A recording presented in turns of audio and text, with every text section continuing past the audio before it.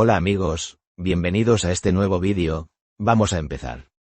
Créeme, el 90% de las personas no conocen esta verdad.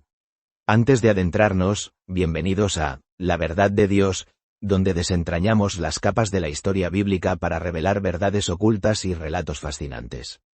Suscríbete y comencemos con... Imagina que muchas personas han oído hablar de la Trinidad, el Padre, el Hijo y el Espíritu Santo, pero no todas comprenden realmente lo que significa.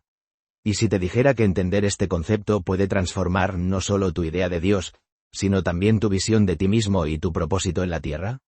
Hoy vamos a sumergirnos en este gran misterio para descubrir por qué la Trinidad no es únicamente una teoría teológica, sino la base misma de todo lo que el cristianismo sostiene. La Trinidad suele verse como una de las ideas más complejas del cristianismo. ¿Cómo es posible que tres personas distintas coexistan como un único Dios? Para muchos, parece un enigma divino, pero al profundizar un poco más, uno se da cuenta de que no se trata de un mero concepto doctrinal, sino de la propia naturaleza de Dios y de su vínculo con nosotros. Exploraremos cómo opera la Trinidad, por qué es coherente y qué implica de manera personal para quienes buscan a Dios. Al terminar esta lectura, te darás cuenta de que la Trinidad no es un misterio impenetrable, sino una manifestación hermosa del amor de Dios hacia la humanidad.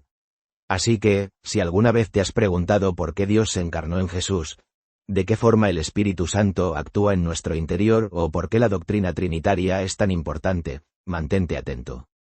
Para quien no conozca a fondo la Trinidad, definámosla brevemente. Padre, Hijo y Espíritu Santo representan un Dios único en tres manifestaciones distintas. No se trata de tres dioses separados, sino de un solo ser que adopta formas diferentes, cada cual con un propósito concreto y en plena unidad. Si lo comparamos con el agua, H2O, esta puede estar en estado sólido, líquido o gaseoso, y aún así, la esencia química no varía. Algo parecido ocurre en la Trinidad. La misma esencia divina, manifestada como Padre, Hijo y Espíritu Santo. Dios Padre es el Creador, la fuente de toda vida. Es descrito como la autoridad suprema que estableció el universo y selló alianzas con la humanidad. El profeta Isaías escribió: «Pero ahora, Señor, tú eres nuestro Padre. Nosotros somos el barro, y tú nuestro alfarero». Esta imagen de un Dios que moldea la historia y a las personas subraya su soberanía. Al mismo tiempo, la Biblia recalca que el Padre trasciende la forma humana. No posee un cuerpo físico como el nuestro, y a menudo se revela por medio de signos, fuego, nubes, viento, o simplemente a través de su voz. En Éxodo 3, cuando Moisés expresa dudas sobre cómo presentarse ante los israelitas, Dios responde: «Yo soy el que soy». La idea es clara. Dios está por encima de cualquier limitación temporal o espacial. Incluso Adán, el primer ser humano, nunca vio el rostro de Dios de manera directa. Génesis 3 menciona cómo Adán y Eva escucharon el sonido del Señor paseando por el jardín, pero no dice que lo vieran como a una figura corpórea. Más tarde, en Éxodo 33, Dios le dice a Moisés: «No podrás ver mi rostro, porque nadie puede verme y seguir con vida». Esa naturaleza infinita y sin límites del Padre se conecta con el misterio de la Trinidad y abre paso a la siguiente persona divina, que sí adoptó forma humana. Esa segunda persona es el Hijo, a quien la mayoría conoce como Jesús.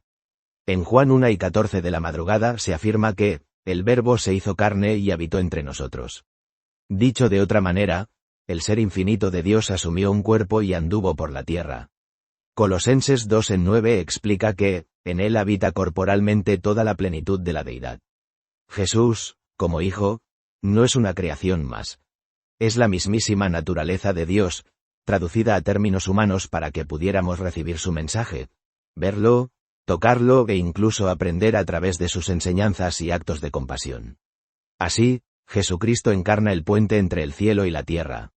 A diferencia de cualquier persona, no fue concebido por medios tradicionales, sino a través del Espíritu de Dios, según narra Lucas 1:35 de la madrugada. Su presencia en carne obedecía a un plan de redención que iba más allá de su mera existencia terrenal. A través de su muerte y resurrección, posibilitó la reconciliación de la humanidad con Dios. La tercera persona, el Espíritu Santo, desempeña un papel fundamental. Es la fuerza viva de Dios que actúa en el mundo y en la vida de cada creyente. Aunque muchos piensan que aparece solo en el Nuevo Testamento, lo cierto es que Génesis 1:2 ya menciona al Espíritu moviéndose sobre la faz de las aguas antes de la creación. En repetidas ocasiones, el Antiguo Testamento describe cómo el Espíritu del Señor capacitaba a ciertas personas para cumplir misiones específicas. En Jueces 6:34 de la mañana, por ejemplo, el Espíritu del Señor vino sobre Gedeón, y eso transformó a un hombre inseguro en líder militar. Y en Jueces 14:6 se relata que, el Espíritu del Señor vino sobre Sansón, otorgándole fuerza sobrehumana. Era Dios interviniendo a través de su Espíritu. Lo que cambia en el Nuevo Testamento es la forma en que el Espíritu Santo se relaciona con nosotros. En lugar de limitarse a manifestaciones puntuales, comenzó a habitar de manera continua dentro de los creyentes. Jesús lo prometió en Juan 2:16 de la tarde menos 17. Y yo le pediré al Padre, y Él les dará otro consolador para que los acompañe siempre. Es el Espíritu de verdad. Él vive con ustedes y estará en ustedes. Este acontecimiento se hizo evidente en el día de Pentecostés, Hechos 2, cuando los apóstoles recibieron al Espíritu Santo y fueron investidos con poder para difundir el Evangelio. Desde entonces, se describe al Espíritu como la presencia directa de Dios en nuestro interior, guiándonos, consolándonos y renovando nuestro corazón. Si todo esto resulta un poco abrumador, no te preocupes. Lo esencial es ver la unidad de estas tres manifestaciones, no como entes separados, sino como expresiones de un único ser divino. Una analogía útil es la de una habitación oscura, el Padre, donde, aunque no veamos la figura de quien está allí, percibimos su presencia. Esa oscuridad se ilumina con una luz, el Hijo, que hace visibles todos los detalles. Y, finalmente, el calor que desprende esa luz, el Espíritu Santo, es la manifestación palpable que sentimos, aun sin poder verlo como tal. Tres elementos diferentes, pero parte de un mismo fenómeno que llamamos Dios. Ahora bien, ¿por qué Jesús, siendo Dios, necesitaría del Espíritu Santo? Sucede que, al asumir la condición humana, se sujetó a nuestras limitaciones. Para que su misión de redención fuera legítima, debía experimentar la tentación, el sufrimiento y la fragilidad, aun sin caer en pecado. El Espíritu Santo se mantuvo en él, purificándolo y dándole fuerzas en medio de un entorno marcado por la imperfección. El bautismo de Jesús en el río Jordán ejemplifica esto. Mateo 3:16 de la madrugada cuenta que, tras salir del agua, el Espíritu de Dios descendió sobre él como una paloma. No se trataba de separarse de su propia divinidad, sino de mostrar cómo el Mesías, hecho carne, dependía de la comunión con el Padre por medio del Espíritu. Esto nos lleva a preguntarnos, ¿por qué Dios orquestó este plan tan complejo para nuestra salvación? La respuesta está en la naturaleza pactual de Dios, es decir, en su compromiso inquebrantable con la humanidad. Desde la misma caída de Adán y Eva, Génesis 3:15 de la madrugada anuncia que un día la descendencia de la mujer vencería al mal.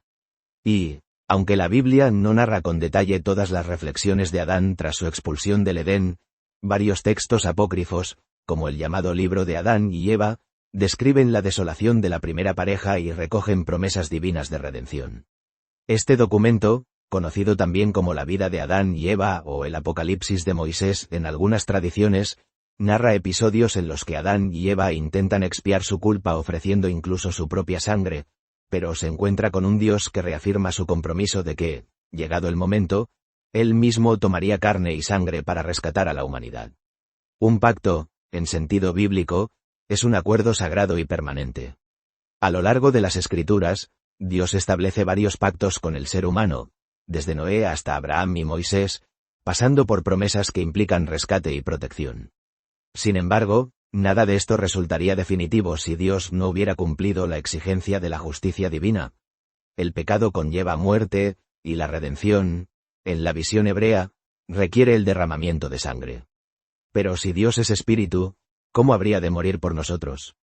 Por eso se hizo hombre en la persona de Jesús, ofreciendo su propia sangre en la cruz. Así, satisfizo la justicia sin dejar de lado su misericordia. La crucifixión y resurrección de Cristo son la culminación de ese pacto, sellado con la sangre de aquel que, siendo Dios, se unió a nuestra condición humana para rescatarnos. Este sacrificio, además, manifiesta el amor inconmensurable que Dios siente por la humanidad.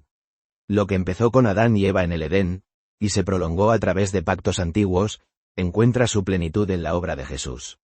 Desde el Padre que estableció las promesas, pasando por el Hijo que las cumplió en su carne, hasta el Espíritu Santo que hoy mora en quienes creen, la Trinidad es la expresión máxima de un Dios que no cambia sus pactos y cuyo amor persigue a las personas a lo largo de la historia. En conclusión, la Trinidad, Padre, Hijo y Espíritu Santo, no es una noción distante, reservada para discusiones académicas o meramente teológicas. Es la esencia del plan de salvación de Dios y la prueba de que Él mantiene sus promesas. Quien estudia la Biblia con detenimiento descubre que en toda la historia de la redención hay una coherencia profunda. El Padre soberano y creador, el Hijo encarnado y sacrificado, y el Espíritu que sigue obrando en la tierra. Esta unidad de tres revela un amor y una fidelidad inquebrantables. Comparte en los comentarios qué te ha parecido este mensaje. ¿Te ha ayudado a entender mejor la Trinidad o a replantearte tu conexión con Dios? No olvides darle me gusta a este contenido, suscribirte para seguir profundizando en la fe y compartirlo con quien necesite una perspectiva renovada sobre este tema tan central. Sigamos juntos, buscando la verdad de Dios y caminando en su luz. Gracias por acompañarme. Te espero en el próximo vídeo para seguir explorando la palabra y crecer en nuestro entendimiento. No olvides suscribirte al canal y activar las notificaciones para no perderte ninguna de las próximas entregas. Nos vemos pronto.